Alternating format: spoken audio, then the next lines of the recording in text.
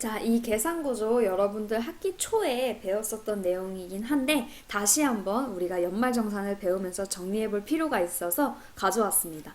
자, 일단 우리가 원천징수를 통해서 매달 납부했었던 세금의 금액과 내가 원래 1년 동안 내야 되는 세금의 금액들을 비교를 해서 연말정산이 이루어진다고 얘기를 했었는데, 일단 그 계산의 구조에서 처음 시작은 종합소득 금액입니다. 여러분들 이 종합소득 금액에 어떤 것들이 포함됐는지 말해볼 수 있을까요?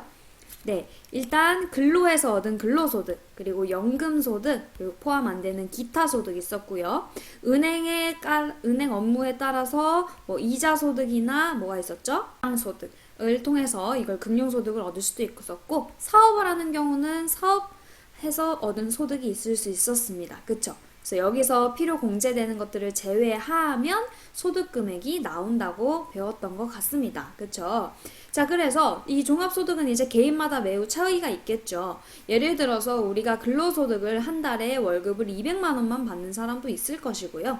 아니면은 근로소득을 통해서 뭐 한 달에 500만 원 월급으로 받는 사람도 있는데, 뭐 사업까지 같이 해서 돈을 더 버는 사람도 있을 것이고, 투자를 했다가 아니면은 주식회사에 배당금을 얻을 수 있을 것이고, 굉장히 다양하게 소득 금액이 도출될 수 있습니다. 자, 근데 거기서 이제 종합소득 공제를 받게 되는 거예요. 이거는 뭐냐면 우리 앞부분에 배웠던 내용들이 해당이 되는 겁니다. 선생님이랑 사원 등록할 때 우리 기본공제 대상자 배우면서 이 각각의 소득들의 기준들 배웠었던 거 기억나시죠? 그래서 이 종합소득공제라고 하는 거는 앞부분에 배웠었던 추가공제나 기본공제 같은 것들에 해당이 되면 한 사람당 100만원, 한 사람당 500만원 이렇게 해서 소득공제를 받을 수가 있게 됩니다. 그러면 이 내가 총 소득 금액에서 공제받은 것들을 제외하면 과세표준을 도출할 수 있게 되는 것이죠. 자, 근데 여러분들 생각을 해보세요. 선생님이 방금 얘기했던 것처럼 지금 우리나라의 모든 사람들은 이 종합소득 금액들을 도출해 봤을 때 굉장히 천차만별이에요, 금액이. 그렇겠죠. 그러면 거기서 아무리 소득공제를 받아봤자 월급이나 아니면은 소득이 많은 사람들은 지금 과세표준이 높게 나올 수밖에 없고, 상대적으로 소득 금액이 작게 되는 경우는 과세표준이 줄어들 수밖에 없어요. 그래서 우리나라에서는 이 소득세법에서 따라서 이런 차이를 줄이기 위해서 일단 기본 세율을 곱해주는데요. 똑같이 부가가치세처럼 무조건 10% 이렇게 봉이라는 게 아니라 4%부터 23%까지 소득에 비례해서 세율을 매기게 됩니다. 그래서 예를 들어서 과세표준이 더 많은 사람에게는 4%부터 이렇게 23%까지 쭉 이렇게 7단계로 매겨져 있거든요. 그래서 가장 높은 세금을 부과하고, 아니면 소득이 생각보다 상대적으로 낮은 경우에는 가장 아래 단계의 세율을 곱하게 해주는 겁니다. 왜냐하면 빈부격차를 조금이라도 줄여주기 위해서 소득세법에서 정하고 있는 제도예요. 그래서 이렇게 하면은 결과적으로 산출세액이 나오게 됩니다. 그쵸? 자, 근데 이 산출세액에서 끝나는 것이 아니라 여러 가지 세액 감면이나 세액 공제를 통해서, 이건 또 다른 거거든요. 세액 공제를 통해서 결정적으로 또 공제받는 게 있다고 하면 결과적으로 총 결정세액이 나오게 되는 겁니다. 자, 그러면 이렇게 보시면 돼요. 선생님이 근데 방금 이 종합소득공제와 세액공제를 구분해서 얘기를 했었는데, 이 구분한 것에 대해서 여러분들이 초점을 두고 잘 정리를 하셔야 됩니다. 그래서 이 소득공제라고 하는 거는 인적공제나 아니면은 뒷부분에서 보험료 같은 거, 그리고 신용카드 사용했던 거 아까 중요하다 그랬죠? 이런 것들에 해당되는 소득공제 내용들이고요. 그것들을 다 산출세액을 뽑은 다음에 마지막으로 세액공제를 한 번 더 해주는 것들은 월세를 내는 사람들에게는 세액공제를 해준다든지, 막 자녀가 있는 경우, 연금을 얻는 경우, 이런 경우 등을 세액공제를 따로 해줍니다. 그래서 결과적으로 총 결정세액이 결정이 되면 내가 매달 납부했었던 기납부세액과 비교를 해요. 그래서 이거 매달 세액과 해서 비교를 해. 그러면은 만약에 내가 더 많이 냈었다, 더 많이 냈었다. 그러면은 돌려받아야 되겠죠. 왜냐면 더 냈으니까. 그래서 돌려받는다라고 얘기해서 우리가 환급받아요 이렇게 얘기를 하고요. 만약에 내가 50만 원을 원래 내야 되는데 매달 냈었던 게 30만 원밖에 안 되더라 라고 하면 20만 원 더 내야 되겠죠, 여러분들. 그러면 그거를 우리가 근로자 입장에서 추가 납부해야 됩니다 라고 얘기하는 거예요. 그래서 아까 앞에도 얘기했지만 환급 받으면 근로자 입장에서는 아싸 좋은데 이렇게 생각을 하고요. 추가 납부해야 되는 경우는 돈을 더 내야 되니까 슬퍼합니다. 자, 근데 여러분들 이거는 상대적인 기준이에요. 왜냐면 잘 생각해보면 돈을 받는다고 무조건 좋아할 필요가 없어요. 왜냐면 이전에 내가 더 많이 냈었기 때문에 돌려받는 거는 솔직히 당연한 겁니다. 그래서 우리가 이런 거에 대한 지식이 조금 있으면 그러면 내가 얼마나 세액공제를 더 받을 수 있고 얼마나 소득공제를 더 받을 수 있는지를 공부를 해놓으면 나중에 직장생활을 했을 때 월급을 조금이라도 아껴 쓰고 조금이라도 환급을 더 받을 수 있게 되는 거겠죠. 그쵸? 자, 이런 식으로 우리가 나눠서 공부를 할 건데요. 처음에는 일단 소득공제 했었던 거 정리를 할 거고요. 세액공제에는 어떤 것들이 있는지, 어떤 프로세스로 인용이 되는지 살펴보도록 하겠습니다. 자, 여러분들이 첫 번째로 연말정산에서 살펴봐야 될 중요한 부분은 교재 251쪽에 나와 있는 내용입니다. 251페이지 펴서 같이 공부를 해보도록 할게요. 우리가 연말정산을 한다라고 얘기하면 여기에 나와 있는 부분들을 주의 깊게 살펴보면서 입력을 해야 됩니다. 그래서 가장 대표적으로 보험료 같은 경우가 있는데요. 보험료라고 하는 거 여러분들 보험이 뭐예요? 언젠가 위험이 나타날 수 있으니까 그거에 대비해서 우리가 한 달에 한 번씩 10만원, 5만원, 20만원씩 내고 있거든요.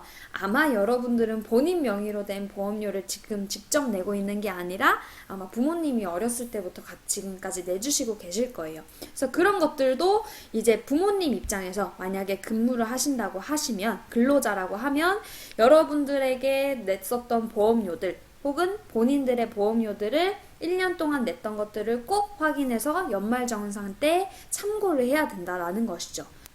자, 근데 주의 깊게 살펴봐야 될 내용들은 우리가 앞부분에서 배웠던 기본공제 대상자 배웠었던 거 기억나시죠? 우리가 배우자나 아니면 자녀들이나 이런 사람들에 대해서 소득 요건과 나이 요건들을 따져서 그거에 충족을 하면 우리가 기본공제 대상자로 본다라고 얘기를 했었는데 이 보험료 같은 경우에는 나이 요건과 소득 요건을 둘 다 꼭 확인을 해줘야 되는 중요한 내용이다라는 겁니다. 그래서 그거와 반대로 의료비 같은 경우에는요. 1년 동안에 가족들이나 본인들이 냈었던 의료비들을 생각을 해볼 때 연말정산에서 감안을 받을 수 있는지 생각을 해볼 때 나이 요건과 소득 요건을 다 생각하지 않아도 된다라는 거예요. 그래서 보험료 같은 경우는 둘 다 요건이 충족이 돼야 되지만 의료비 같은 경우는 이 사람이 아파 죽겠는데 이 지금 세금의 문제냐? 어차피 아픈 사람들은 다 해주자 이렇게 쉽게 생각을 하면 구분을 할 수 있을 것 같아요. 그래서 의료비 같은 경우는 나이와 소득 요건을 따지지 않고요. 보험료 같은 경우는 둘 다 따진다라고 보셔야 됩니다. 그리고 기부금이나 교육비나 신용카드 썼던 것들은 소득 요건만 충족이 된다면 이제 원천지수를 통해서 연말정산을 할 때 고려를 할 수 있다라는 겁니다. 자, 그리고 여러분들 뒷부분에서 하겠지만 여기 부분에 형광펜을 쳐두셔야 될 것 같습니다. 우리가 이제 하나씩 입력을 할 때 기부금을 입력을 하는 경우가 있어요. 여러분들 이 기부금이라고 하는 거는 여러분들 이제 뒷부분에 케이블 방송 같은 거 보면 월드비전이나 국경 없는 의사회 이런 데 기부를 한 달에 10,000원 그분들을 도울 수 있습니다. 이렇게 해서 기부를 하는 경우도 있잖아요. 그런 경우도 해당이 되고요. 정치적으로 그 당에 지지를 하기 위해서 기부금을 내는 경우도 있을 수 있고요. 굉장한 다양한 기부금들이 있습니다. 근데 그 중에서 정치 자금이라고 하는 것들을 만약에 지출을 한 경우가 있다면 그거는 부인이나 자녀나 부모님이나 냈던 것들은 전혀 공제가 될 수 없고 본인 지출분만 공제가 가능합니다. 이게 본인만 되는 경우가 지금 이제 하나씩 배워보면 쭈루룩 나오거든요. 근데 그 중에서 하나가 정치자금이에요. 정치자금. 이 본인이라고 하는 것은 연말정산을 하는 그 당사자를 얘기하는 겁니다. 그래서 정치자금은 본인 지출분만 가능하고요.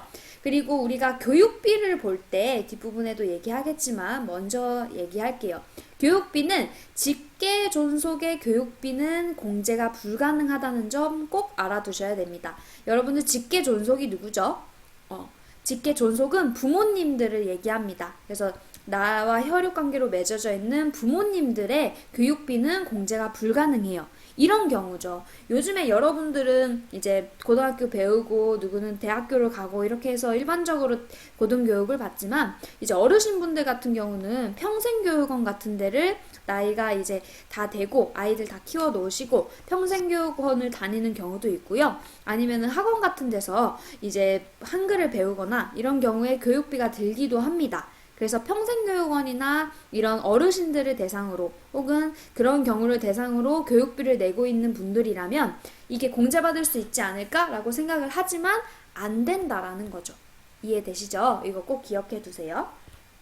자, 그리고 신용카드 사용분도 이제 쭉 계산을 합니다. 여러분들은 아직 소득도 없고 신용도 확실하지 않아서 신용카드를 못 만들지만 이제 나중에 대학원생이 되거나 대학교를 다니거나 아니면은 빨리 취업을 해서 근로소득이 생기는 경우에 이제 여러분들 신용카드 만들 수 있거든요. 나이도 이제 20살이 내년에 되니까. 자, 그래서 이제 나중에 연말정산을 할 때, 신용카드, 체크카드 쓴 거 다 공제 가능하겠지라고 생각을 하는데, 만약에 형제자매가 내 카드를 이용해서 사용하는 경우, 형제자매가 신용카드를 사용하는 경우에는 불가능합니다. 그럼 역으로 생각해서 부모님이나 나의 자녀들이나 본인이 쓰거나 하는 것들은 가능한데 누구만 안 된다? 형제자매가 사용한 신용카드까지는 공제를 해주지 않는다라는 거 잘 기억을 해주시면 되겠습니다.